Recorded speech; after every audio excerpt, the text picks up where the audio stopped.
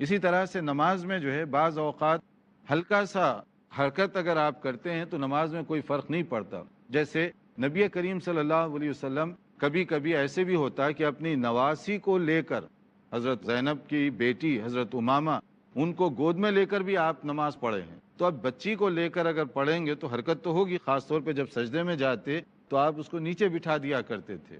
تو اتنی حرکت سے نماز میں فرق نہیں پڑتا، لیکن یہ سب چیزیں ضرورت کے لحاظ سے ہیں. جیسے یہاں پر کہا گیا، نبی قتادہ رضی اللہ تعالیٰ عنہ قال، حضرت ابو قتادہ رضی اللہ عنہ بیان فرماتے ہیں، کان رسول اللہ صلی اللہ علیہ وسلم یصلی وہو حامل امامہ بنت زینب، کہ نبی کریم صلی اللہ علیہ وسلم کبھی کبھی اپنی نواسی جو امامہ حضرت زینب کی جو بیٹی ہیں ان کو لے کر کبھی کبھی آپ نماز پڑھتے تھے. فَإِذَا سَجَدَ وَضَعَهَا، جب سجدے میں جاتے تو ان کو ایک جگہ بٹھا دیتے.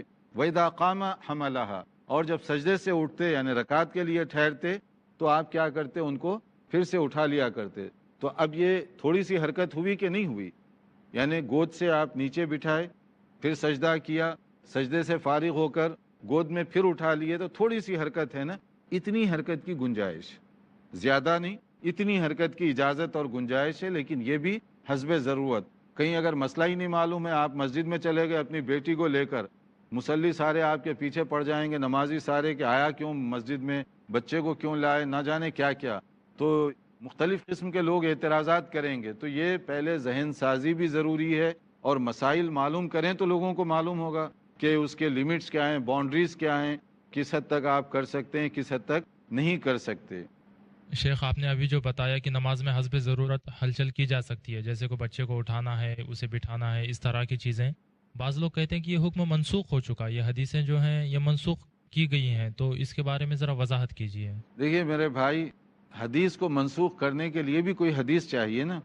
میری اور آپ کی اوپینین اور خیالات سے حدیث منسوخ نہیں ہوتی. حدیث کو کینسل کرنے کے کوئی خاص دلیل چاہیے. یہ جو چیزیں بتائی گئی ہیں یہ پہلے ہی گزرا کہ بات چیت کرنا اس سے منع کیا گیا، یہ منسوخ ہو گیا، یہ آپ کہہ سکتے ہیں بعد میں آنے والی احادیث کے ذریعے سے. اور یہ جو حرکت ہے اس کو منسوخ کرنے کے لیے ہمارے پاس کوئی دلیل نہیں ہے. تو اگر کوئی ایسا مثلا آپ یہ کہنا چاہتے ہیں کہ اگر سانپ آ جائے تو اب آپ حرکت نہ کریں، تو یہ کیسی بات ہوگی؟ یا کوئی بچھو نکل آئے وہاں پر اور آپ جو ہے ویسی نماز کے اندر ٹھہرے رہیں، یہ کیسی بات ہوگی؟ یہ چیز جو ہے ویسے بھی کامن سینس کی ہے کہ اگر یہ کوئی خطرے والی چیز ہو تو آپ کو چاہیے کہ اس خطرے سے پہلے نمٹ لیں. اور شریعت ہمیں خواہ تنگ کرنا نہیں چاہتی کہ آپ جو ہے اپنے آپ کو نقصان پہنچیں. اگر آپ جان کر اپنے آپ کو نقصان پہنچائیں گے تو یہ تو شریعت کے مزاج کے خلاف ہوگا. اللہ تعالیٰ نے سہولت جہاں رکھی ہے، ہم اپنی طرف سے سختی کر کے اس سہولت کو ختم نہ کریں.